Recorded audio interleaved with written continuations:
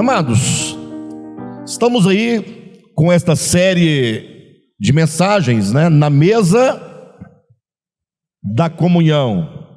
Amém? Era para ser apenas uma mensagem, como eu já disse para os irmãos outra vez, Essa mensagem foi preparada para a reunião do Partido do Pão do mês de agosto. E aí nós começamos e estamos até hoje aqui abordando essa mensagem. E ontem, quando eu preparava a mensagem de hoje, eu senti do Senhor que nós devemos ainda ter mais uma mensagem além dessa, que vai ser o desfecho dessa série. Vai ser chamada Na Mesa das Bodas do Cordeiro. Amém, amados? Semana que vem, partir do pão, na mesa da comunhão, será na mesa das bodas do Cordeiro. Queridos, e hoje nós queremos dar seguimento ao que nós estamos falando. E para tanto eu quero lembrar os irmãos de duas coisas muito importantes, sem as quais nós não teremos como seguir adiante nesse tema. E a primeira diz respeito ao batismo no Espírito Santo. Falávamos claramente na semana passada que depois que Jesus morreu, ressuscitou, ele reuniu seus discípulos e disse: olha, vocês deverão permanecer em Jerusalém até que do alto sejais revestidos do poder de Deus. Então ele disse um pouquinho mais à frente: recebereis sobre vós do Espírito Santo e sereis minhas testemunhas, tanto em Jerusalém como na Judeia, em Samaria, até os confins da terra. E essa verdade, essa experiência que a igreja teve, Atos 2, nós temos ali a inauguração da igreja. A igreja nasce no dia de Pentecostes. No dia de Pentecostes que a igreja, ela nasce enquanto corpo de Cristo. Se na cruz o Senhor nos redimiu por meio do seu sangue, se na cruz ele encerra a história do velho homem para inaugurar na ressurreição a história do novo homem, um novo começo, um novo momento, é no Pentecostes então que todos aqueles que creram em Jesus, os muitos discípulos, se tornaram um só corpo, tornaram-se membros de um mesmo corpo, participantes de um mesmo pão. O tema do batismo com o Espírito Santo, ao longo da história, ele tem sido muito controverso. São muitas as linhas teológicas, de ensinamentos, e os que mais dão ênfase acabam confundindo ou considerando que o batismo com o Espírito Santo seria dizem, uma segunda graça, que se recebe, como que essa segunda graça seria um enchimento do indivíduo com o poder do Espírito Santo, cujo enchimento se manifesta com falar em outras línguas estranhas. Todos vocês já ouviram falar certamente desse tema, mas a despeito de que, de fato, as quatro vezes que no livro do Atos dos Apóstolos aparece o batismo com o Espírito Santo, que é Atos capítulo 2, Atos capítulo 8, Atos capítulo 10 e Atos capítulo 19, em todas essas ocasiões, as pessoas que receberam o batismo falaram em outras línguas. Daí a conclusão de falar, se quando o Espírito desceu em Jerusalém, os discípulos falaram em outras línguas, quando o Espírito Santo desceu em Samaria, os discípulos falaram em outras línguas, quando o Espírito Santo desceu na casa de Cornélio, falaram em outras línguas, capítulo 10 de Atos, e quando o Espírito desceu lá em Éfeso, Atos 19, falaram em outras línguas, conclui-se, aqui como um silogismo lógico, de que toda vez que alguém receber o Espírito Santo, ou melhor, toda vez que alguém participar do batismo com o Espírito Santo, falará em línguas, de modo que o dom de línguas, ou falar em línguas, melhor dizendo, tornou-se para o movimento carismático o movimento pentecostal, a exigência para se caracterizar quem é batizado e quem não é batizado com o Espírito Santo. Daí ficou estranho. Por que ficou estranho? Ou por que esse pensamento ele é um pouco estranho? Ora, porque o fato, e todos os crentes sabem, o movimento pentecostal sabe, que nem todos os crentes falam em línguas.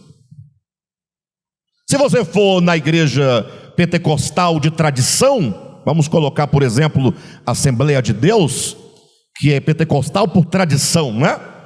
Nem todos ali falam em línguas, mesmo estando sendo membro dessa comunidade 5, 10, 20 anos, nem todos falam.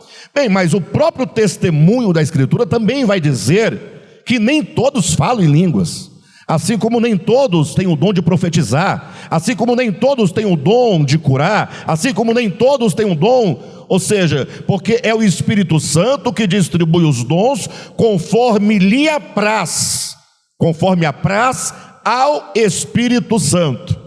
Mas aí o Pedrão, como tem uma longa tradição pentecostal, porque, não é? Uma tradição pentecostal, desde a sua infância, você, o João, né? Eu também tive tradição pentecostal, vários dos irmãos aqui, pode perguntar assim, tá, mas então como explicar o fato de que todas as vezes que em Atos houve a manifestação do batismo, falaram em línguas? E aqui há de se corrigir esse pensamento da seguinte maneira, acompanhe-me por favor, porque isso é muito importante. Primeiro, que não há mais do que um batismo com o Espírito Santo. Existe um único batismo com o Espírito Santo. Aí o Pedrão diz, pastor, está lá, lê em Atos 2 para você ver. Vê se também não está em Atos 8, também em Atos 10, também em Atos 19. E em todas as 4 vezes tem o batismo do Espírito descendo, e lá o povo falando em outras línguas. Mas o fato é que só há um batismo com o Espírito Santo, do qual todos nós participamos. E não há necessidade de fazer reunião de batismo com o Espírito Santo.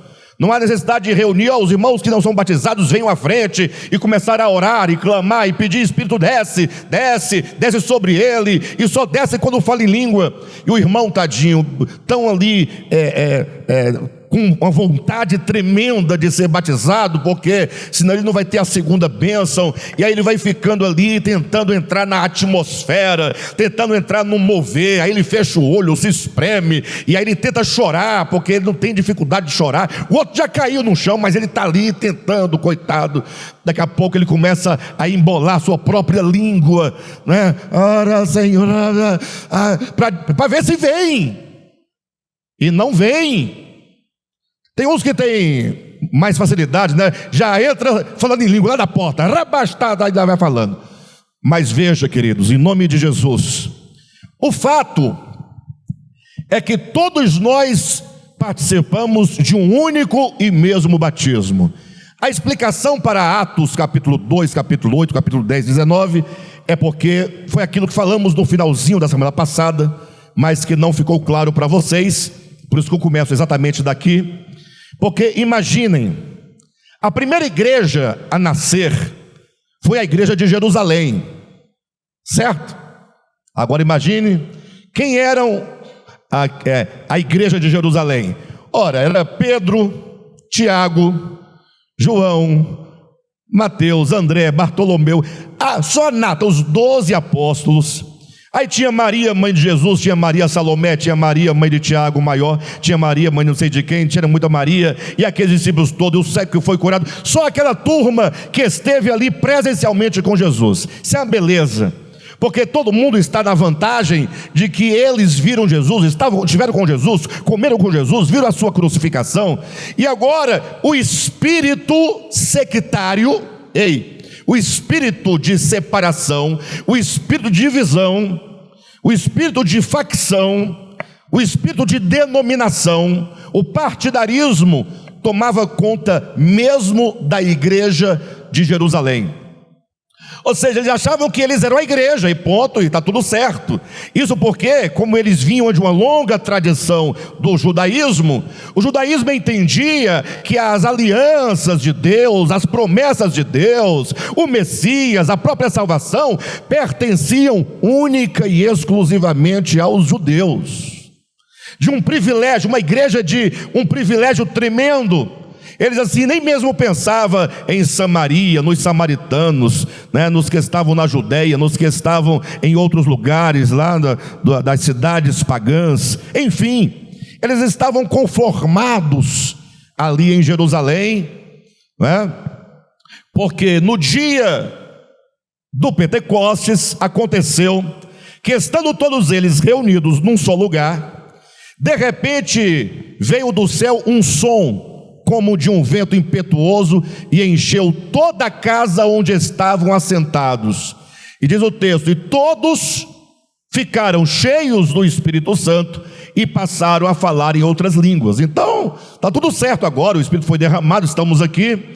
E eles se esqueceram de um detalhe que antes Jesus havia dito, presta atenção: e vocês receberão o Espírito Santo sobre vocês, e vocês serão o quê? Minhas testemunhas, tanto em Jerusalém, como em Samaria, como na Judéia, ou Judéia, Samaria, até os confins da terra. Só que eles haviam esquecido disso. Ficaram em Jerusalém, cantando, comendo ali na comunhão, coisa muito boa, muito bacana, mas eles não saíam de Jerusalém.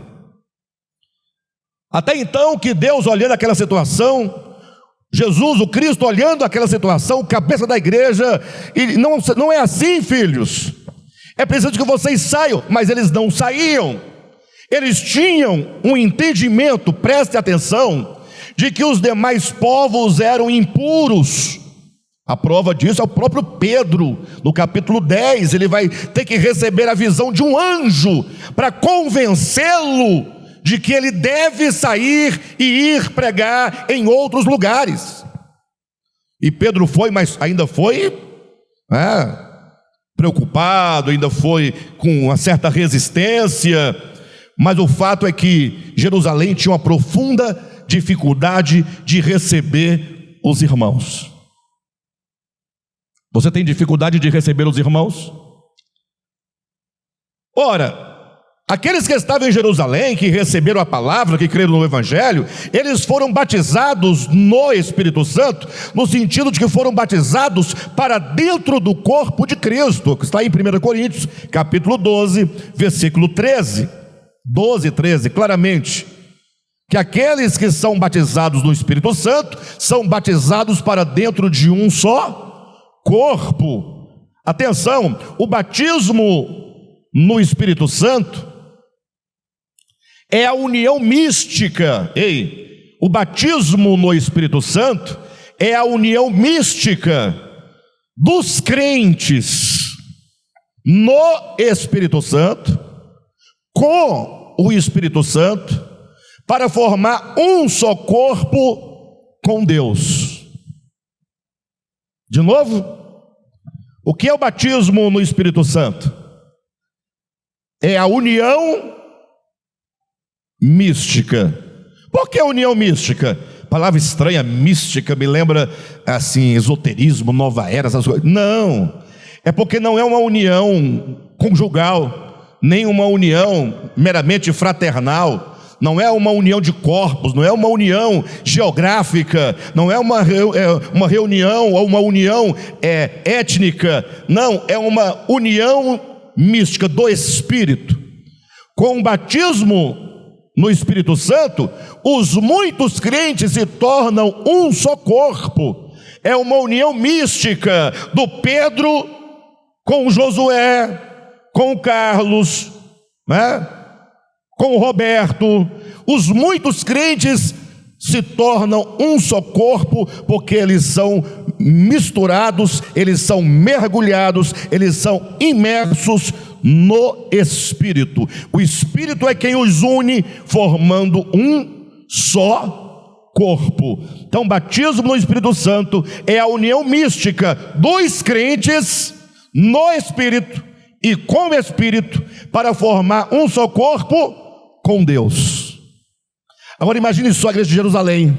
Nós somos os muitos que por meio do batismo no Espírito Santo tivemos uma união mística, formando um só corpo com Deus, no Espírito e com o Espírito. Que maravilha!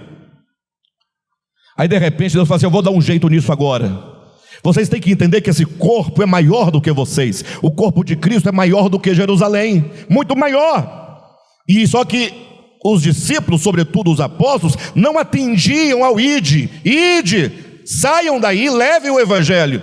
Aí então, capítulo 6 de Atos, ocorre a morte, capítulo 7 de Atos, né? Ocorre a morte de Estevão. Olha só como Deus usa das coisas, né? Dos acontecimentos terrenos para os fins espirituais. Ele, com a morte de Estevão, começou uma perseguição contra a igreja de Jerusalém. A igreja, vendo-os perseguida, o que ela faz? Ela tem que sair de Jerusalém. A maneira de Deus falar saiam foi primeiramente por uma ordem: ide e pregai.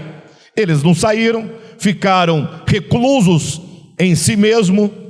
Agora então vem uma perseguição, eles são obrigados a sair, e nessa saída o evangelho chega a Samaria. É pregado por Filipe lá em Samaria o evangelho. Os discípulos, eles são batizados nas águas, creem em Jesus, está tudo certo. Agora, qual é a dificuldade agora que eles creram? É convencer a igreja de Jerusalém que os samaritanos fazem parte do mesmo corpo. Como convencer? Basta chegar lá e falar: olha pessoal, fui lá, eu sou Filipe, diácono da igreja de Jerusalém, preguei lá em Samaria, sei lá, deu vontade de pregar, preguei, e não é que eles se converteram, aceitaram a Jesus, o evangelho, e eu batizei, né? Porque nas águas tem que batizar. E agora, como é que nós de Jerusalém olhamos, vemos, interpretamos e lidamos com os irmãos de Samaria? Se hoje nós temos uma profunda dificuldade de entender que o corpo de Cristo é maior do que nós, se hoje nós temos profunda dificuldade de entender que o corpo de Cristo inclui até mesmo aqueles que, crendo no evangelho, não são semelhantes a nós, não são iguais a nós, não são dos nossos. E aqui está um ponto importante: cuidado, porque nós estamos sempre pensando que o povo de Deus, que o corpo de Deus, que a igreja de Cristo são os iguais a nós, que estão no mesmo lugar, com a mesma palavra, com o mesmo procedimento, com os mesmos costumes. E o Espírito Santo, como diz Jesus em João Evangelho capítulo 3, o Espírito ou o vento sopra onde quer. A obra não é nossa, a obra é do Espírito de Deus. A igreja não tem dono, não tem CNPJ. A igreja é a reunião de todos aqueles que creem no evangelho de Jesus. E se crê verdadeiramente, este precisa ser batizado, imergido, colocado para dentro do corpo de Cristo, tornando-se também um só corpo com os demais irmãos. Vai convencer agora Jerusalém de que os irmãos de Samaria também fazem parte. Aí, como Deus tem os seus meios, Deus fala simples: igreja de Jerusalém, quem tornou vocês um só corpo? Pergunta. O Espírito Santo. Então, do modo como ele fez com vocês, ele fará aos samaritanos. E eu quero ver se vocês, vendo o Espírito de Deus descendo sobre os samaritanos e tendo eles experiência iguais a de vocês, falando em línguas. Porque vai que eles não falam em línguas, o que falaria Jerusalém? Mas tem uma coisa diferente. Vocês podem até ser igreja, mas não falam língua, né? Ou seja, Deus, a sua sabedoria, disse: eu vou batizá-los para dentro do mesmo corpo, derramando o mesmo Espírito e tendo eles as mesmas experiências, para que vocês não os olhem, como se eles fossem menores em algum sentido em relação a Jerusalém. Então foram lá Pedro e João, os apóstolos, a Samaria, e então quando estavam lá orando por eles, que eles olharam lá o Espírito descendo sobre os irmãos de Samaria, e eles tendo a mesma experiência que tiveram de Jerusalém. Pedro olhou para João e falou: não tem o que fazer, eles fazem parte do mesmo corpo, mas eu acho que já chega, tá bom, basta Samaria, basta. Mas havia também uma outra categoria de pessoas que era chamada de prosélitos. Quem eram os prosélitos? Eram gentios que de alguma maneira se aproximava quanto à fé do Deus de Israel.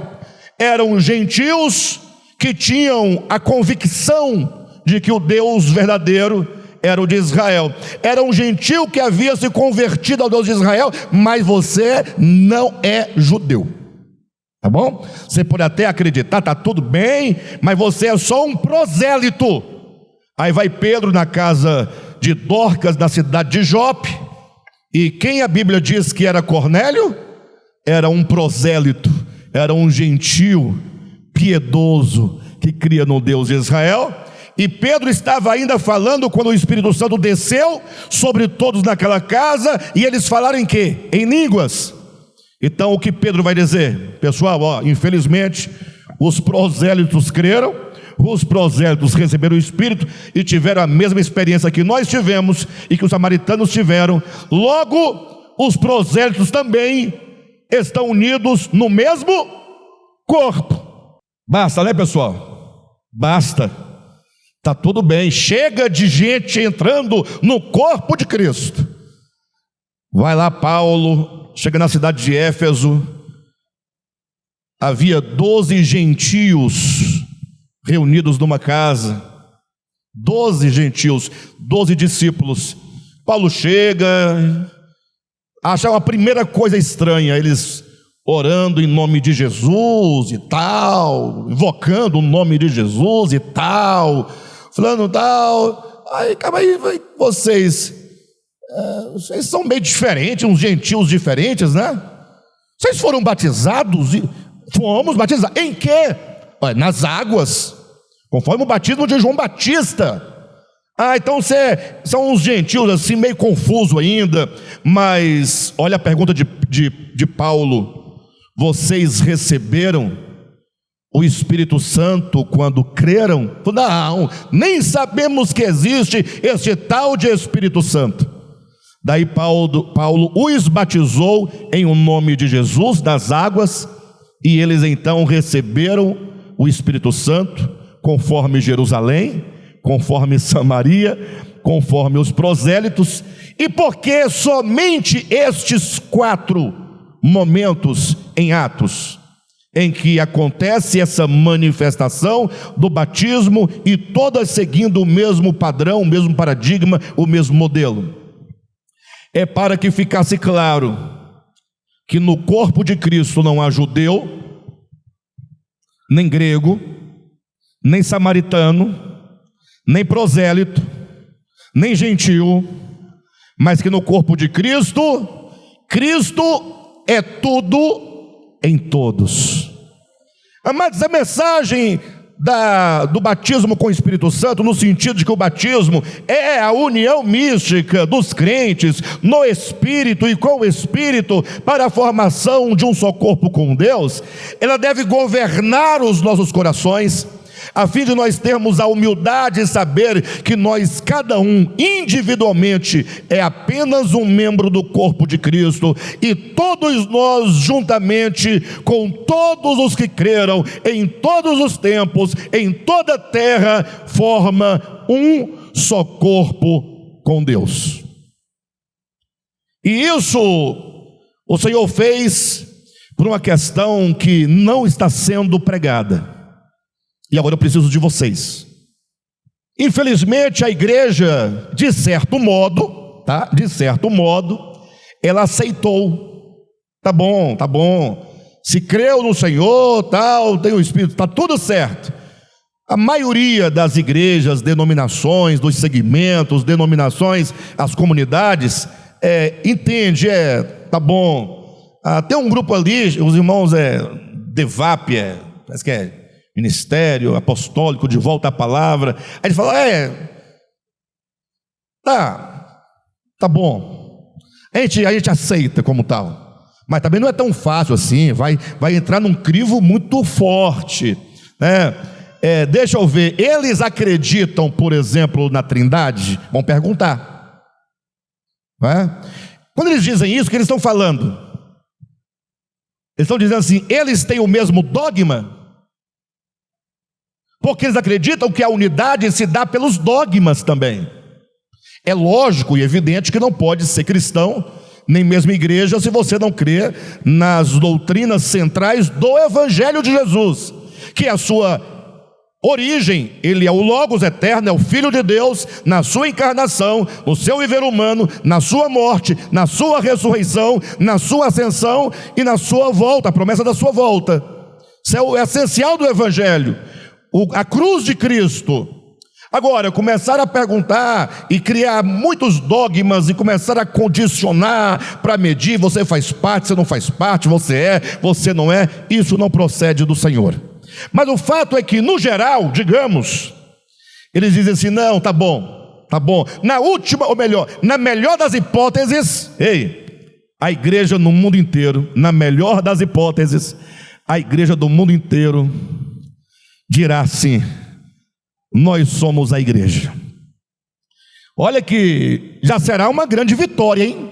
Já será uma grande vitória no dia que as placas denominacionais forem apenas uma identificação ministerial. Ponto. E que a despeito das diferenças deve haver sobretudo o respeito ao fundamento, porque nós estamos sendo edificados no fundamento que é Cristo. Quem é o fundamento? É Cristo.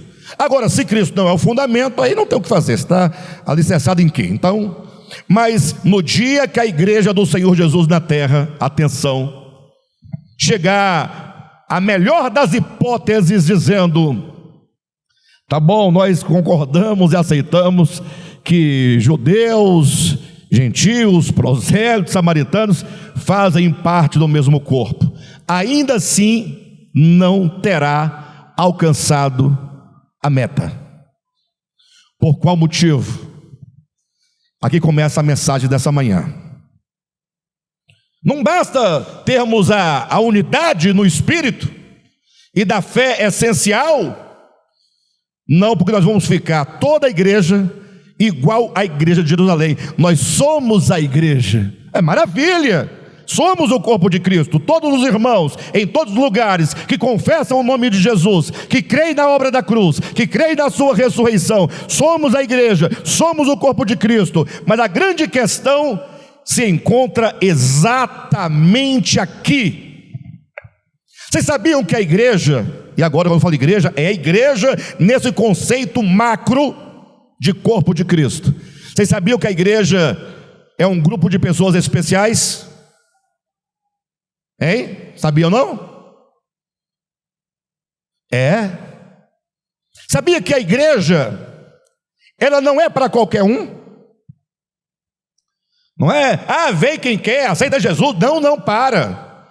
A igreja, ela é formada por todos aqueles que foram eleitos pelo Pai, e por aqueles que foram predestinados pelo Pai. Meus queridos, olha, ouça bem, se você faz parte do corpo místico de Cristo, é porque você foi escolhido para tal, e poderia não ter sido escolhido para fazer parte. Logo, se você foi escolhido para fazer parte do corpo místico de Cristo, logo você é especial. Você recebeu um convite especial. Você recebeu um chamamento especial. Sabe quando alguém faz uma grande festa, aí ele vai lá e convida a Val, Vai na minha festa, Val. Que dia que é? Tal. Não, eu vou. Eu vou na festa na casa do Alexandre. Tal dia, toda feliz. Aí no dia que ela está indo, lá no caminho, ela encontra com a Silvia. E aí, Val, tudo bem? Tudo bem. E a Val fala, você não vai? A Silvia, para onde? Para a festa da casa do Alexandre? Não estou sabendo. Ela vai perguntar, mas ele não te chamou? A Silvia, não chamou. Ela fala, pois é, amiga, eu tenho que ir, porque a festa já vai começar. A Silvia vai embora. Eu não fui chamada para a festa na casa do Alexandre. Isso é uma bobagem, festa em casa do Alexandre. Mas coloca isso agora no plano da eleição e predestinação para a formação do corpo de Cristo. Meus queridos, se nós bem soubéssemos, se cada cristão bem soubesse que ele foi escolhido antes de haver mundo, ele foi separado, santificado por Deus, ele foi chamado, ele foi justificado, ele foi santificado, ele foi glorificado. Meus irmãos, nós não andaríamos com desdém. Nós andamos desdenhando a igreja do Senhor Jesus. A igreja é algo especial.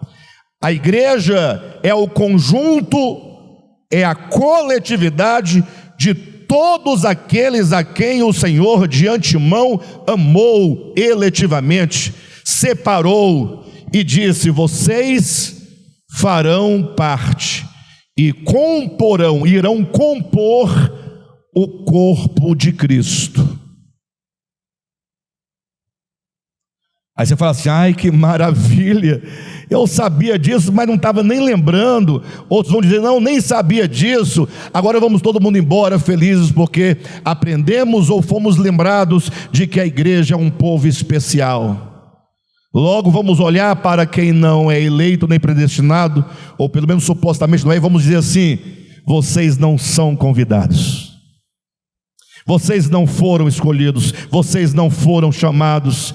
Vamos então reunir a igreja para festejar a festa dos eleitos, a festa dos especiais, a festa dos privilegiados, em detrimento aos não privilegiados. O que vocês acham? Aí Deus fala: não é por aí. A igreja não tem um fim em si mesma. A igreja não é finalidade, a igreja não é fim, a igreja é meio. A igreja, por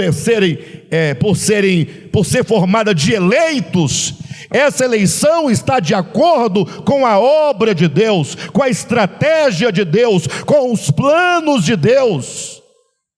Ou seja, lembram nas duas mensagens anteriores que nós enfatizamos aqui, demonstrando em Efésios capítulo 1, em Colossenses capítulo 1 versículo 20, Efésios capítulo 1 versículos 9 e 10, que a vontade do Pai que nos foi revelada, que estava em segredo, que era uma vontade misteriosa, e que aprove a Ele nos revelar essa sua vontade, que é segundo o seu beneplácito, que é segundo o seu bom prazer este que Deus o Pai colocou no Filho. Ou seja, o prazer do Pai está no Filho, e esse prazer no Filho só se concretiza quando o Filho se plenificar plenamente. Coloca lá Efésios capítulo 1, versículos 9 e 10. Irmãos, vamos entender isso em nome de Jesus. Vocês estão assim, incapazes de dizer um amém, um glória a Deus, um aleluia, porque estão estupefatos, ou porque precisa de libertação? Estupefatos, está processando. Mas em vez em quando diga amém, amém, amém, amém, assim seja. Amém é unir o espírito de quem fala com quem ouve, é nos unirmos para concordar com o propósito de Deus, desvendando-nos o mistério da sua vontade, segundo o seu beneplácito. Beneplácito é bom prazer, que propusera em Cristo. Então para um pouquinho. Deus tem uma vontade, essa vontade está em conformidade com o seu beneplácito, seu bom prazer.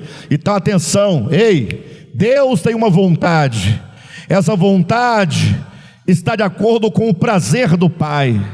O Pai quer ter plena satisfação naquilo que Ele propõe. O beneplácito que está proposto em quem? Em Cristo. Atenção, se o bom prazer do Pai está em Cristo, a alegria, o prazer, a satisfação, a realização está em Cristo. Agora, esse bom prazer no Pai estará completamente, atingirá o seu máximo e o apogeu quando? De fazer convergir nele o prazer do Pai no Filho.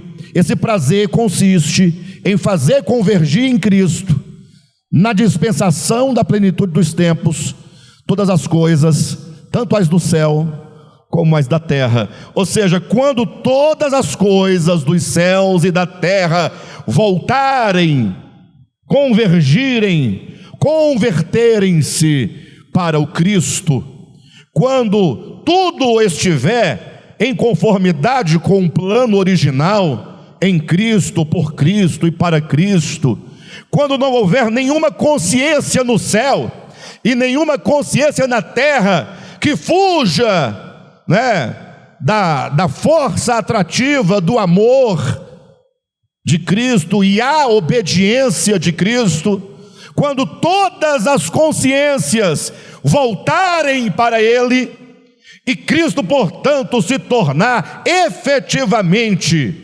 não apenas no plano, não apenas na organicidade, não apenas na sua imanência, mas quando todas as coisas dos céus e da terra, e mesmo debaixo da terra,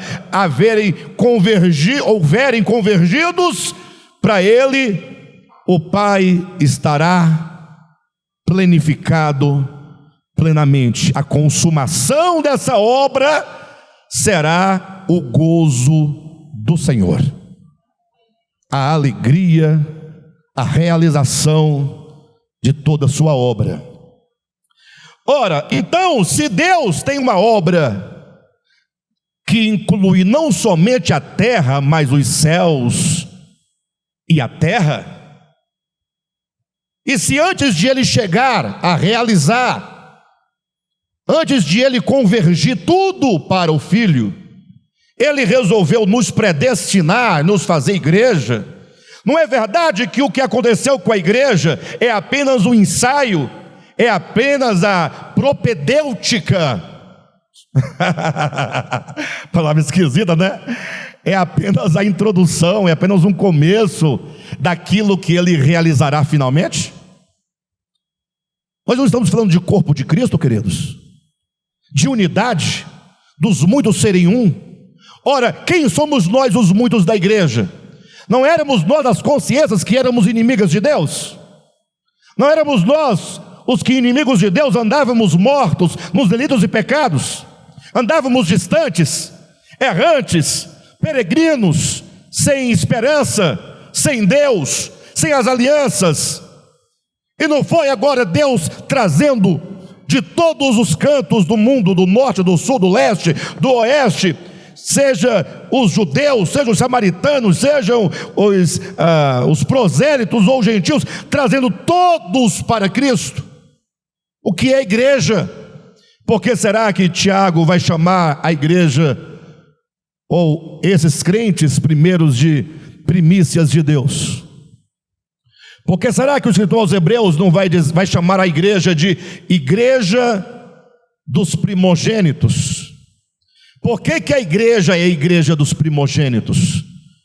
Porque nós somos os primeiros, mas não somos os últimos. E se somos primeiros, o fato de a igreja ser igreja de primeiros, de primogênitos, implica que outros estão vindo também. Ou seja, o Senhor nos fez igreja, atenção, para cooperarmos com o Senhor na execução da sua grande obra. Por isso que a igreja é a esposa do Cordeiro. No dia que nós entendermos isso, tudo vai mudar. Esposa do Cordeiro. Ah, esposa para mim é coisa estranha. Estranha é a sua esposa. Estranha é a minha esposa. Não é de homem, mulher, casar, esposa, isso é estranho. Por que é estranho? Você para de bobagem.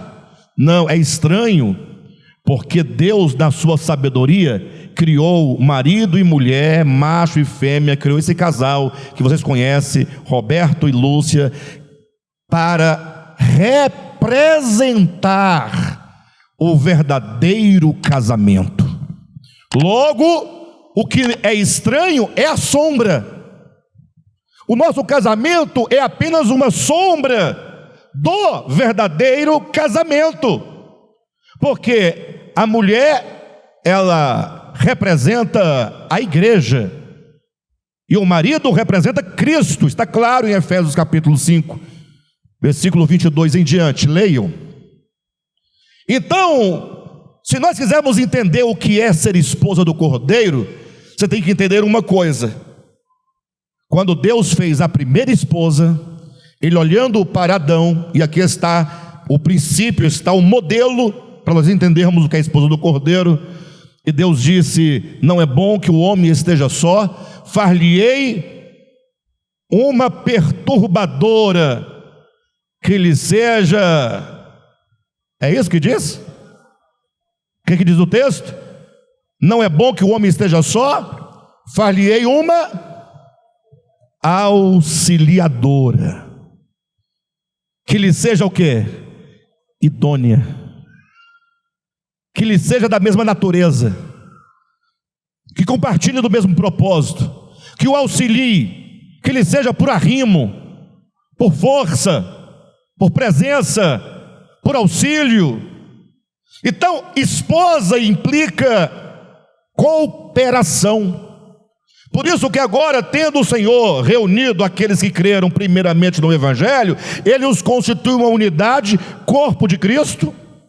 Como diz lá, quando o homem abriu os olhos que viu a mulher, ele diz o quê? Esta afinal é corpo, é carne da minha carne e osso dos meus ossos. Saída do corpo de Adão, é corpo com Adão, é uma unidade com Adão. Assim agora a igreja, para quê? Para ser auxiliadora. Auxiliar em quê? Há uma coisa interessante, presta atenção. Paulo vai dizer assim, olha, vamos entender um pouquinho a razão de nós sermos igreja. Paulo diz assim, olha, ninguém jamais viu a Deus, e nem é capaz de ver. O Deus que habita em luz inacessível, que homem algum jamais viu e nem é capaz de ver. Ora, esse Deus está para além de qualquer compreensão, porque onde Ele habita, em luz inacessível, quem já viu? Ninguém jamais viu. Quem verá um dia para nos falar como Ele é? Ninguém o verá. Eu sei que estão pensando, mas vamos por etapa, né? Ninguém jamais viu a Deus. João capítulo 1, versículo 17 ou 18. 1 Timóteo 6,16. Aquele que habita em luz inacessível, que homem algum jamais viu e nem é capaz de ver, está para além de qualquer entendimento, de qualquer experiência. Ninguém sabe dele. Aí esse Deus inacessível, Ele se faz carne, se faz homem. O Cristo, que é o Logos, que é o Verbo, no princípio era o Verbo estava com a divindade, com Deus, e o Verbo era quem? Deus. Então agora o Cristo é a própria divindade que se aproxima, que se torna possível. E não somente se aproxima e se torna possível, porque nele serão criadas todas as coisas, mas Ele próprio se faz homem. E a Escritura vai declarar, presta atenção, que aquele que ninguém jamais viu, ele tem uma expressão, ele se expressa e se manifesta na face de Cristo. Então grave isso: Cristo é a expressão do Pai. Ah, mas aqui ninguém jamais viu o Pai, está em luz inacessível. A expressão do Pai, ele é expresso em Cristo. Olhe para Cristo e saberás quem é o Pai. Aí você fala assim, o Dinei, né? É bacana, interessante essa ideia. Cristo é a expressão do Pai, mas tem um problema. Irmãos, eu estou entrando na mensagem agora que o negócio vai. É agora. Toca nisso aqui, ó. Aí o Dinei fala, mas eu nunca vi Jesus. Olha, irmão, vocês não estão entendendo não, vou voltar. Ninguém jamais viu a divindade, amém? Fora do alcance humano, habita em luz inacessível, sem chance, esquece. Depender disso, você está morto. Essa divindade, no Cristo, em Jesus, se aproxima, e Deus fala, a minha glória, o meu ser, a minha vontade, se expressa na face de Jesus. Jesus é a expressão do Pai. Diga amém. Glória a Deus. Só que o Dinei não é desses que diz amém fácil. Ele vai dizer bacana, mas eu não vi o rosto de Jesus, logo não resolveu nada. Porque se eu vejo a glória do Pai, o caráter do Pai, o atributo do Pai em Jesus, eu não. Você viu Jesus, Dinei? Está difícil. Ficou difícil, Dinei, porque o que eu vou responder agora para o Dinei? Então deu na mesma, porque o Pai se revelou em Jesus, mas Jesus não está mais aqui. Quem viu, viu. Quem não viu. Aí a Escritura continua dizendo, mas esse Jesus, esse Cristo, ele tem na terra o seu corpo. Não, o seu corpo, o corpo de Cristo, que é a igreja no mundo. Logo, se Jesus é a expressão do Pai, a igreja, corpo de Cristo, é a expressão do Filho. Afinal, quem expressa a minha pessoa é o meu corpo. E se o corpo está presente, Cristo está presente. Mas aí, o irmão Roberto, insatisfeito, fala aí, Alexandre, mas como você deixou claro, essa igreja aí, ela é a união mística de todos os crentes, de todos os tempos, de todos os lugares, no Espírito, como Espírito, formação do seu corpo com Deus. Essa igreja não dá nem para ver, porque se ela está no mundo inteiro, eu não vejo essa igreja, não tem como ver essa igreja. Quem é que já viu a igreja? A igreja toda, o corpo de Cristo, sua frente. Nunca viram? Está difícil de ver? Até porque grande parte dela não está nem mais aqui, outra parte nem nasceu. E nós também só conhecemos os crentes do Brasil, e também não são todos. Conheceu meia dúzia ali, meia dúzia aqui, meia dúzia ali. Ora, se o Pai tem a sua expressão em Cristo, e se Cristo tem a sua expressão na igreja, que é o seu corpo, a igreja, que é o corpo de Cristo em sua totalidade, tem a sua expressão aqui, nesta igreja local. Ali, naquela igreja local. Lá do outro lado, naquela igreja local. Onde houver uma comunidade de santos que creem no Evangelho, confessam o nome de Jesus, se reúnem na base do nome de Jesus, aquela comunidade local é a expressão do corpo total de Cristo, que é a expressão de Cristo, que é a expressão do Pai. Logo, se o mundo quiser ver o Pai, vai ter que olhar para Jesus. Como ele não tem como olhar para Jesus, que ele não está mais aqui, vai ter que olhar para a igreja, corpo de Cristo. Como não tem como ver a igreja, corpo de Cristo, vai ter que olhar para nós. Vocês entenderam que há duas perspectivas de se falar e olhar a igreja? A igreja, corpo de Cristo, é a sua totalidade. Quem está entendendo? Estão aonde? Olha, estão aí espalhados em todas as comunidades de servos de Deus. Não importa o nome. Só que isso aí é impraticável. O corpo de Cristo na sua totalidade é impraticável. Logo, esse corpo de Cristo, ele ganha uma expressão nas igrejas locais, nas comunidades locais. E este é o nosso problema de hoje. O mundo, no que diz respeito a nós, quer conhecer o Pai, que se revela em Jesus, que tem sua expressão na igreja no seu aspecto universal, que se manifesta na igreja ou comunidade local. Aí o mundo olha para nós, e é neste ponto que nós chegamos exatamente onde nós precisávamos de chegar.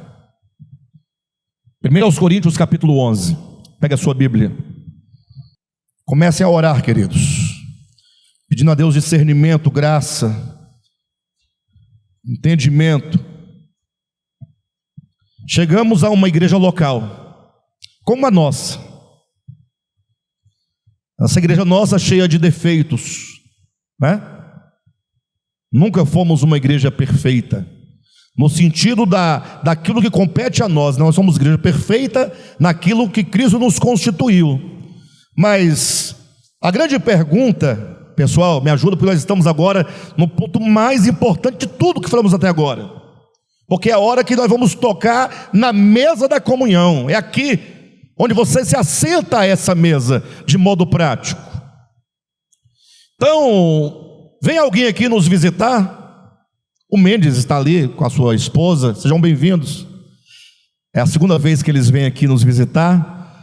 Irmãos nossos, já congregamos juntos na igreja local há muitos anos, né, Mendes? 1997, 98, início de 99. E hoje nós temos a graça de tê-los em comunhão, tendo comunhão conosco nessa reunião, né? Aí, a grande questão é muito complexo. Olha assim, fala assim, tá, mas e aí? Vem alguém e olha, cada igreja tem um modelo, não tem? Trabalha de uma maneira diferente, como eu posso colocar, as liturgias diferentes, hinos diferentes, né? Tem umas que tem bateria, baixo, outros não tem nada, outros só tem um órgão, né? Enfim, ficamos atrás desses detalhes, né? Mas o fato é que nós precisamos de encontrar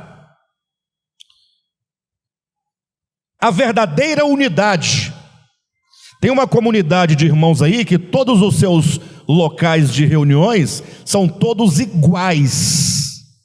O desenho da planta, a porta, a cor, tudo é, onde você vê de longe, Maranata é Maranata, você sabe que é Maranata, não tem como não saber. Também a CCB também é, né? Mesmo desenho, azulzinha. Você nunca vai ver uma CCB verde, nem amarela, nem roxa, nem branca, é azul. É um padrão, né? Um paradigma, pronto. Mas nós temos que encontrar a nossa verdadeira unidade, porque assentar-se à mesa da comunhão requer unidade, é comunhão. Onde está essa verdadeira comunhão? E eu trouxe os irmãos para 1 Coríntios capítulo 11, porque nós temos um ensinamento muito claro, e eu vou ler com os irmãos esse capítulo, a partir do versículo 17, esclarecendo algumas coisas com respeito à mesa da comunhão, com respeito à igreja local, enquanto expressão do corpo de Cristo, que é a expressão de Cristo, que é a expressão do Pai. Então diz assim, olha, do 17 em diante: nisto, porém, que vos prescrevo, não vos louvo. Isso é Paulo dizendo à igreja de Corinto: eu não louvo vocês, porquanto vos ajuntais não para melhor, e sim para pior. É um texto tão grande, tão profundo e tão importante. Nisto, porém, que vos prescrevo, não vos louvo. Falando para uma igreja local, uma comunidade local, ali a igreja de Corinto, aqui Devap. E em qualquer outro lugar, é só. Porque quando vocês se reúnem, vocês estão reunidos agora? Ah, Jesus, quero ficar só aqui nesse texto. Quando vocês se reúnem para pior e não para melhor. Em outras palavras, melhor não estar reunindo.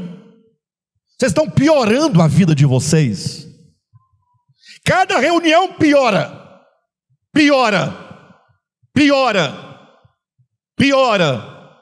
A irmã Valdirene? Denilson, está ali, misericórdia, meu Deus do céu. Calma, isso aqui é a igreja de Corinto, não é a nossa, irmãos, não é a nossa. A nossa não tem problema. Aqui na nossa, ninguém vem para cá para falar mal de ninguém, nem para olhar para a roupa de ninguém. Ninguém vem. Aqui quando um olha o outro, vê um anjo. Nós somos igual Estevão sendo apedrejado. O povo olhava e via um anjo no rosto de Estevão. Paulo diz: olha, igreja de Corinto, vocês quando vos ajuntam, não se ajuntam para melhor, mas para pior. Vamos avançando, vamos entender o que estava acontecendo. 18, porque antes de tudo, estou informado a ver o que entre vós. Divisões, pausa. Aqui não é para falar que o corpo de Cristo está dividido, porque tem assembleia, tem batismo, presbiteriano. Não, é entre vós, é na igreja local onde está a divisão. Não adianta nós nos reunirmos e dizermos que temos unidade com o corpo de Cristo, aí é fácil, né? Ter comunhão com o corpo de Cristo, nós somos um. E quando nós nos reunimos, se nós não formos capazes de ter unidade entre nós aqui, como ter unidade com os outros, nossos irmãos? Você quer ver o bicho pegar fogo? Coloca o povo junto, reúne. É reunir e passar um dia, 2 dias, você começa a perceber que aquele irmão tem bafo, aquele irmão é ignorante, aquele irmão não fala comigo, aquele irmão fala da vida de todo mundo. Aí você começa a ver os problemas e começa a ver irmãos saindo da igreja no sentido de deixar de congregar porque não suporta o fulano. Aí está tudo errado, aí tem que chamar Jesus, o Pai, o Filho e o Espírito Santo, todo mundo, e perguntar: que plano é esse que o Senhor traçou, querendo a unidade do universo, resolveu pedir a cooperação desse povo? Não é estranho? Versículo 18: porque antes de tudo estou informado a haver divisões entre vós, quando vos reunis na igreja, e eu em parte o creio, porque até mesmo importa, 19, que haja partidos entre vós, para que também os aprovados se tornem conhecidos no vosso meio. Eu não vou entrar aqui agora porque eu fujo um pouco do propósito do que quero dizer neste momento. Versículo 20: quando pois vos reunis no mesmo lugar, quando pois vos reunis no mesmo lugar, não é a ceia do Senhor que comeis. Vale a pena lembrar, na primeira ministração dessa série, que nós fizemos a distinção entre ceia do Senhor e partir do pão. Mas eu vou lembrar os irmãos de novo, para que não fique dúvida. No Antigo Testamento havia o quê? A festa da Páscoa, lembra? O que era a festa da Páscoa? Era a festa que celebrava o dia que Deus havia tirado Israel da terra do Egito, o que se fazia todo ano na festa da Páscoa? Um jantar, uma ceia. A Páscoa era uma ceia em que se comia o cordeiro pascal, as ervas amargas, os pães, o vinho, etc. Era uma grande festa que havia. Jesus, quando esteve na terra, ele veio para ser o cumprimento de tudo que o Antigo Testamento falara sobre ele. Logo, se Jesus é o Cordeiro de Deus que tira o pecado do mundo, ele veio para ser o cumprimento do Cordeiro pascal. Paulo diz isso em 2 Coríntios, 1 Coríntios capítulo 5, versículos 6 e 7. Cristo, o nosso Cordeiro pascal, foi imolado. Então Cristo veio para ser o cumprimento daquele cordeiro pascal que na ceia da Páscoa era imolado. Aí Jesus disse para os seus discípulos assim: olha, ide naquela rua tal, lá vocês vão encontrar um homem que está subindo uma rampa, levando um cântaro nas costas, e então aproxime-se dele, e ele vos levará até uma casa, onde eu farei e celebrarei a Páscoa convosco. Jesus foi celebrar a Páscoa com seus discípulos. Estando eles celebrando a Páscoa, comendo a Páscoa, estavam àquela mesa o cordeiro pascal imolado enquanto um tipo, e o cordeiro de Deus enquanto o antítipo. Na mesa da Páscoa, Mateus 26, encontram-se o tipo e o antítipo, a sombra e a figura, encontra-se o símbolo e a realidade, a verdade. E naquele momento, portanto, encerrava-se a celebração da Páscoa, porque o cordeiro verdadeiro seria logo imolado de uma vez por todas. Por isso que em Mateus capítulo 26, versículo 26, tem uma expressãozinha de duas palavras que ninguém presta atenção. Diz assim, olha, enquanto comiam. Todo mundo passa batido enquanto comiam, porque não interessa, eu quero saber o que aconteceu, não quero saber quando aconteceu. Não, enquanto comiam o quê? A Páscoa.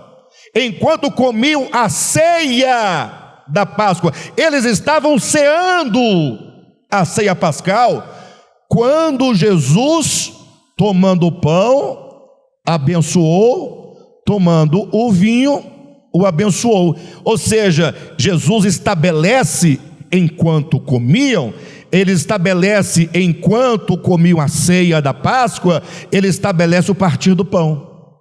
O partir do pão é o pão e o vinho, não é ceia. A ceia é o que eles comiam, e eu vou demonstrar isso aqui para vocês claramente, tenham paciência. Então, uma coisa era a ceia da Páscoa, outra coisa era o partir do pão, que é aquilo que nós e a maioria dos cristãos fazem: o pão, o vinho, a bênção, partir o pão, etc. Ok? Tá, então quando aqui em Corinto, volta para cá em 1 Coríntios 11, quando Paulo diz assim, olha, no versículo 21, ou melhor, versículo 20: quando pois vos reunis no mesmo lugar, não é a ceia do Senhor que comeis. Bem, parece uma contradição, não? Se a ceia lá de Jesus era da Páscoa, e não é o partir do pão, e aquilo que a Páscoa passou, porque Cristo é o Cordeiro Pascal, por que na igreja de Corinto, tantos anos depois, Paulo está dizendo: essa ceia que vocês estão comendo não é a ceia do Senhor? Por que será? Simples, queridos, os primeiros discípulos do Senhor, quando eles começaram a vida da igreja prática, eles partiam o pão, o partir do pão, todos os domingos. A igreja do primeiro século partia, pelo menos de Jerusalém, partia o pão todos os domingos. Daí, os irmãos apóstolos que estiveram com Jesus no primeiro partir do pão, pensaram assim: olha, quando Jesus partiu o pão, ele partiu o pão no meio de uma ceia, no meio de um jantar. Seria tão bom se a gente tivesse essa ceia, né? Aí pode ser que tenha havido algum debate teológico. Não, a Páscoa acabou, não tem nada a ver. Alguém dissesse assim: não, mas nós não precisamos fazer a ceia da Páscoa, não tem nada a ver. Mas a gente pode fazer a ceia do amor. A gente pode pedir para o irmão Pedro trazer uma macarronada, o Josué trazer um frango assado, a irmã Andresa trazer, sei lá, couve refogada, o outro traz bife, a milanesa, o outro traz. Aí os irmãos levavam comidas e bebidas para quê? Para naquele dia do Senhor celebrarem a sua ressurreição, partirem o pão e terem a comunhão, porque não há nada melhor para expressar comunhão do que comer juntos, comer comida. Então a igreja primitiva tinha a prática de celebrar a festa ágape, a festa do amor, a ceia do amor. E durante esse encontro e essa festa e essa ceia, eles partiam o pão. E eu vou demonstrar para vocês no texto. Então imagine, o nome da ceia aqui era a ceia do amor. Ô Josué, se a ceia é do amor, logo nós nos amamos, sim ou não? Se a ceia é a mesa da comunhão, então tudo é o quê? Comum, tudo é de todos. Quando o Pedrão traz a macarronada, coloca sobre a mesa, o Josué traz o frango, coloca sobre a mesa, já não é mais do Pedrão a macarronada, na mesa é de todos. Ah, é porque esse que fui eu que trouxe. A irmã fulano trouxe farofa, tem mais farinha do que ovo. Não, na mesa agora é tudo de todos. E agora estavam lá os irmãos nessa celebração. Paulo vai explicar, portanto, vamos lá. Versículo 20: quando, pois, vos reunis no mesmo lugar, não é a ceia do Senhor que comeis. Por quê? Alguém vai dizer assim: não, pastor, aqui é o partir do pão, tem nada a ver, ceia e partir do pão é uma coisa só. É só você ler. Por que não era a ceia do Senhor que eles estavam comendo quando se reuniam? Por que não era a ceia ágape? Por que não era a ceia do amor? Porque ao comerdes, cada um toma a sua própria ceia. Você foi lá, levou, aí você vai comer a sua própria comida. Não me convenceu, continua achando que é partir do pão, continua. E há quem tenha fome, e ao passo que também há quem se embriague. Ou seja, irmãos que iam para esta reunião e não tinham prato para levar. Irmã Terezinha chegou lá, não levou. Por quê? Não, irmãos, eu não sei, eu não sabia nem que tinha essa festa, sou nova na igreja, não me avisaram, eu não trouxe. Aí a irmã Silvia também não trouxe. Por quê? É porque é pobre, não tem dinheiro, não tem recurso. Eu vou para a igreja, eu como só o pãozinho e um vinhozinho na hora do partir do pão, eu não como com vocês, então fica lá. Então nessa ceia havia quem comesse a sua própria ceia antecipadamente. Havia quem tinha o quê? Fome. Um come e o outro não come, fica com fome. Será que está falando do partir do pão? O partir do pão não é para encher barriga. O partir do pão representa a comunhão do corpo. A ceia aqui, uns comiam demais, outros ficavam com fome, e outros bebiam a ponto de quê? De se embriagar. E há também quem se embriague. E o outro, de bico seco. De bico seco. Então imagino só as panelinhas, né? O irmão Roberto, a irmã Lúcia, tem coisa muito gostosa, eles têm dinheiro e eles cozinham bem, traz aquelas comidas todas. Aí vai se reunir com o Mendes e a Luzia, que também mora em Águas Claras, aquela turma toda. Aí vai chamar também, né? Agora, coitado do irmão Marquinhos, vai ter que ficar com o Carlos. O Carlos não trouxe nada, você também não trouxe? A Val reúne com o povo aí. Todo mundo ia querer ficar no grupo da Maria Salete de Couto Paraguaçu. Olha o nome. Nome de rico. Pode nem ser, mas só o nome. Maria Salete de Couto Paraguaçu. Eu quero ficar nesse grupo. Hein, pessoal? Olha o que estava acontecendo em Corinto. Uns comiam muito, outros com fome. Uns bebiam demais, outros não bebiam nada. E aí ele continua dizendo, vamos prosseguir, queridos. Aí ele vai dizer: porque ao comerdes, versículo 21, cada um toma antecipadamente a sua própria ceia, e há quem tenha fome, ao passo que há também quem se embriague. Não tem porventura casas onde comer e beber? Ou menosprezais a igreja de Deus, e envergonhais os que nada têm? Que vos direi? Louvar-vos-ei nisto? Nisto certamente não vos louvarei. Fica claro que essa ceia de que se trata aqui é comida e bebida.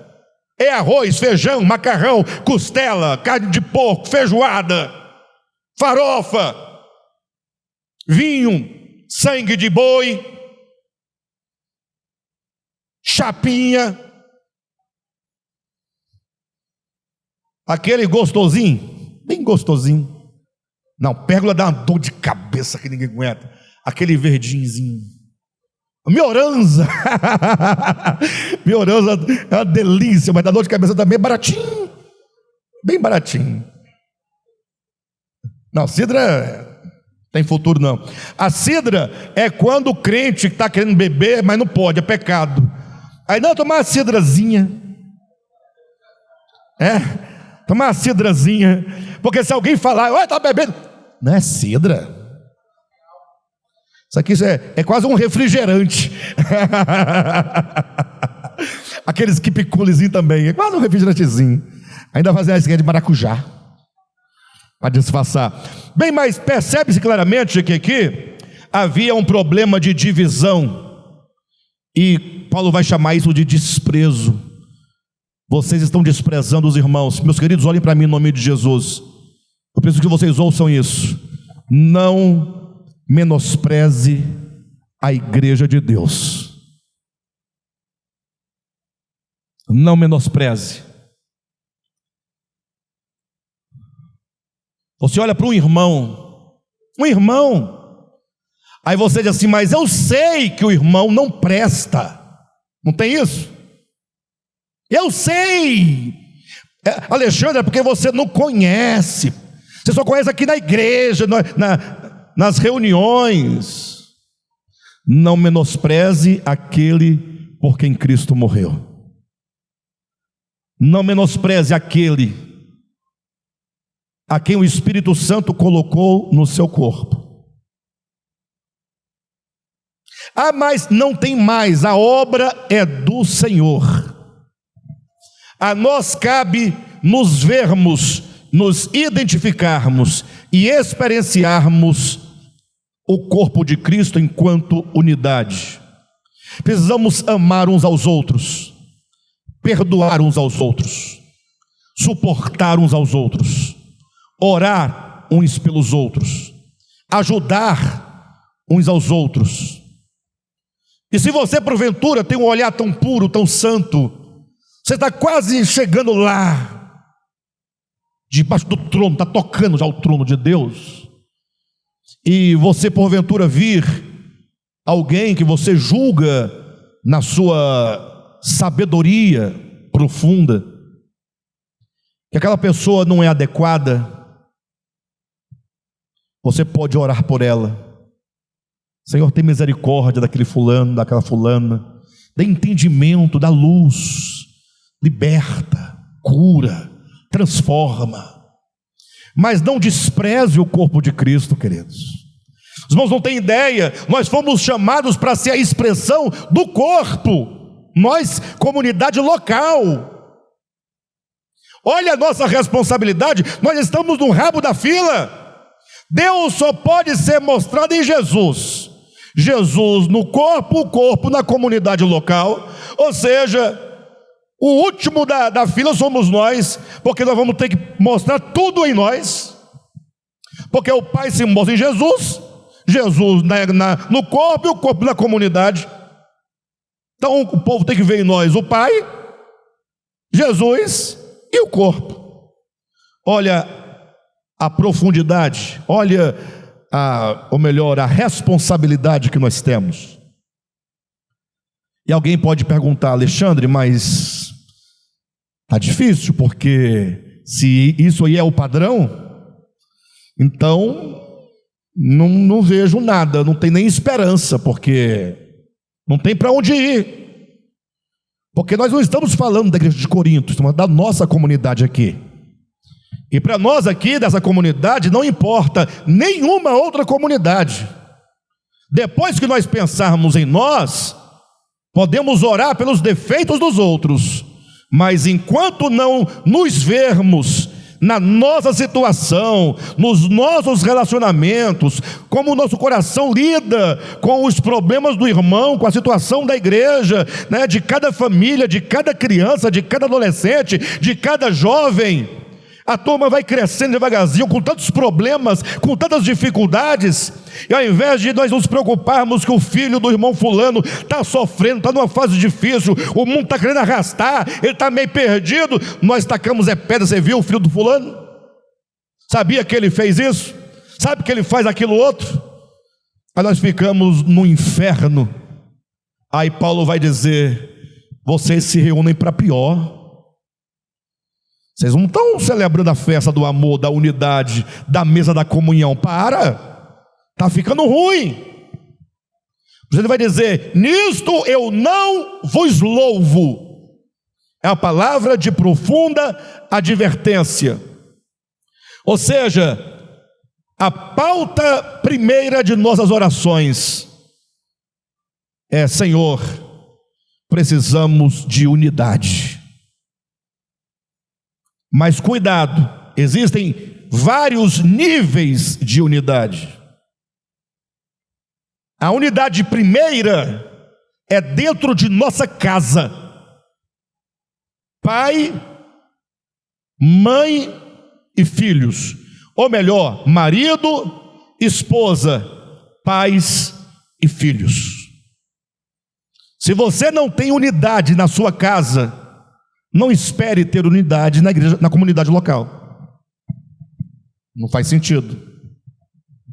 Se a comunidade local não tem unidade, não espere que ela vai ter unidade com as demais comunidades. Não faz sentido.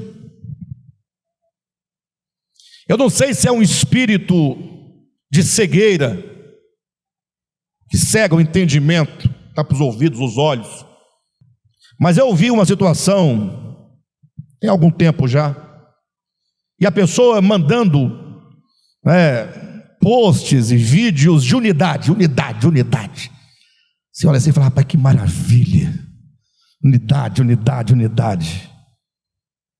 E agora a pessoa mandando os vídeos ao mesmo tempo que expulsava de casa o seu filho. Por qual motivo se expulsa um filho? Qual é o motivo que você tem para expulsar de casa um filho? Tem algum motivo? Tem algum motivo? Porque se tiver, você fala que nós temos que informar Jesus para te expulsar da casa dele. Não é? Já imaginou se Jesus fosse nos expulsar? Se o Pai fosse nos expulsar da casa dele? Quem é que ia ficar na casa de Deus se ele fosse expulsar pelos motivos que você pensa que deveria? Quem é que o Pai expulsa? Pelo contrário, está lá. O Pai é aquele que recebe, que acolhe, que abraça, mesmo depois de tudo que o pródigo fizera com ele. Está lá post de unidade, vídeo de unidade expulsando o filho de casa. porque o adolescente está perdido na sua sexualidade, está perturbado, está desesperado, está querendo suicidar. E o pai fala: na minha casa não, na minha casa ou é macho ou é fêmea, ponto, vai embora. A criança foi embora. Foi embora. Geralmente, quando isso acontece, os pais vêm a se arrepender posteriormente. Mas aí já é tarde, porque já fez o que fez. Dificilmente a pessoa volta para casa. Às vezes reatam a relação, mas por que eu estou dizendo isso? É porque eu quero saber até que ponto nós estamos dispostos a ser um, ou em quais condições nós seremos um. Pastor Josué, vamos fazer um levantamento aqui dentro.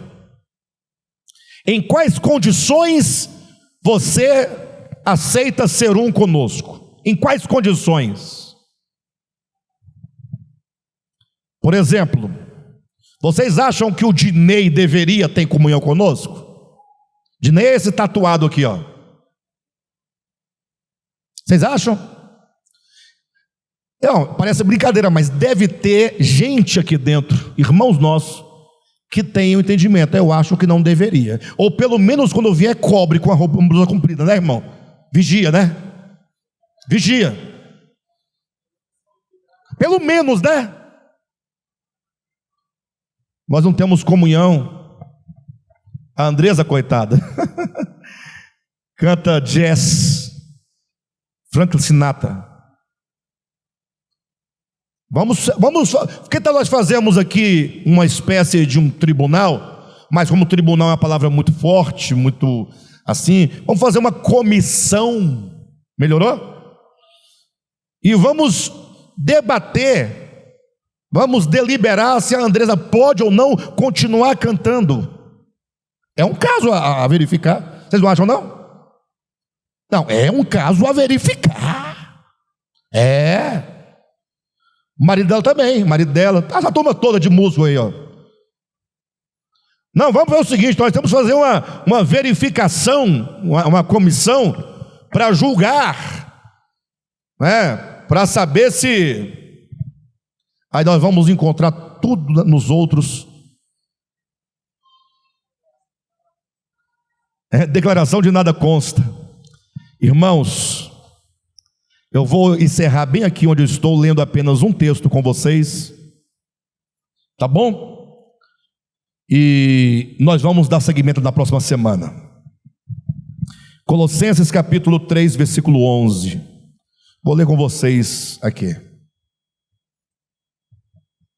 Vamos colocar o 10 e o 11 para dar o sentido pleno. E vos revestistes do novo homem. E vos revestistes do novo homem.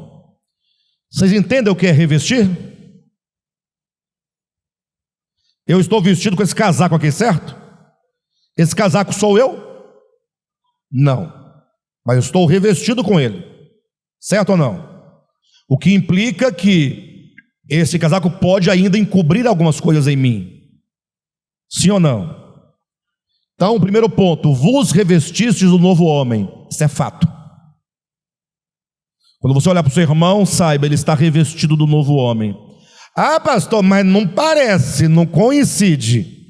É continuar lendo. Que se refaz, está se refazendo. Ele se refaz para o pleno conhecimento. Nós fomos revestidos de Cristo, novo homem, e estamos no processo de refazimento. Estamos sendo feitos para é finalidade, certo? Para é preposição de finalidade. Então estamos nós caminhando para o conhecimento. E conhecimento não é conhecimento teológico. Conhecimento é relacionamento. É quando você conhece pelo relacionamento e logo pela identificação. Então nós nos revestimos do novo homem, que se refaz para o pleno conhecimento, segundo a imagem daquele que o criou. Dá pausa. Pastor, eu acho, volta lá, eu acho que revestir aqui não tem nada a ver. Eu acho que revestir aqui é estar como novo homem. Se você acha isso, basta você ler o finalzinho. Segundo a imagem daquele que o criou. Se você acha que você nasceu de novo e está, portanto, revestido do velho homem, no sentido do novo homem, no sentido de estar totalmente resolvido, basta você se olhar no espelho e saber se aquilo que o espelho te mostrar é a imagem do Senhor.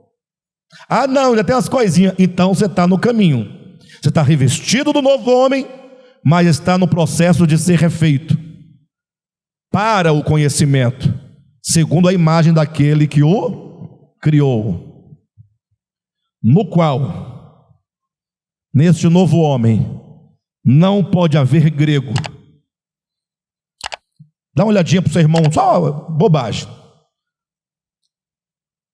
Pode parar com essa ideia de olhar para o fulano e ver o fulano. Esse aqui é da Paraíba, aquele lá é do Piauí, aquele lá é da... Não pode haver grego. Tem grego no corpo de Cristo? Tem grego? Mas tem grego no corpo de Cristo? É porque vocês pegaram a pergunta pelo outro lado, né? Não. No qual não pode haver grego. Se não pode haver, não tem. Ah, mas o Pedro é grego. Não é. Não é. Ele era. Não pode haver grego nem judeu. Tem judeu no corpo de Cristo? Não. E circuncisão? Não, é porque eu sou circuncidado.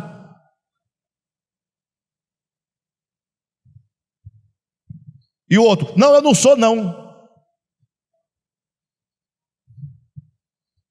Bárbaro, cita, escravo, livre. Ué, se não tem nada disso, e me parece que tem tudo isso, mas se não tem nada disso, para onde foi tudo isso? Porém, quem é o que em todos? Cristo é tudo em todos. Cristo é tudo em todos. Então olha para o seu irmão, olha Cristo nele. É Cristo. Cristo. Respeite Cristo, ame a Cristo, sirva a Cristo, porque Cristo é tudo em todos. Essa é a visão que se deve ter acerca da comunidade local, corpo de Cristo. Amém? No próximo domingo continuaremos, em nome de Jesus.